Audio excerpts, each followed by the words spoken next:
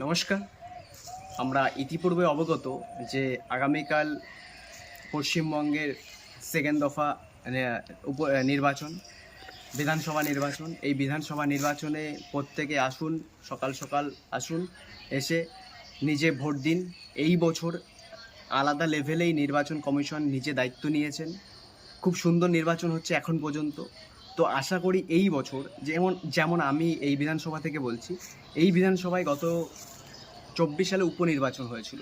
সেখানে দেখা গিয়েছিল তৃণমূলের ব্যাপক সন্ত্রাস, রিগিং, ছাপ্পা, 8 থেকে 80 মা বোন প্রত্যেকে আক্রান্ত হয়েছিল তলামূলের দ্বারা।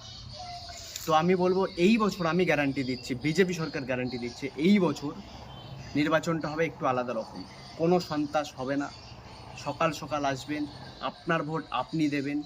তৃণমূলের কোনো কর্মী আপনাকে বাধা দান করবে না, বাধা সৃষ্টি করবে না। আপনি কাকে ভোট দিচ্ছেন উঁকি মেরে দেখতে চাইবে না বা যাবে না। আমি গ্যারান্টি দিচ্ছি, আপনি নিজে আসুন, নিজের ভোট নিজে দিন, যাকে ইচ্ছা রাখে দিন। আমি বলবো না আপনি এই দলকে দিন, সেই দলকে দেবেন না। আপনার ভোট আপনি দিন, যেখানে ইচ্ছা সেখানে দিন। এই বছর সাধারণ মানুষের নির্বাচন, গণতন্ত্রের নির্বাচন।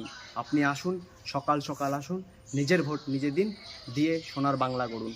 জয় হিন্দ, বন্দে মাতরম, ভারত মাতা কি জয়।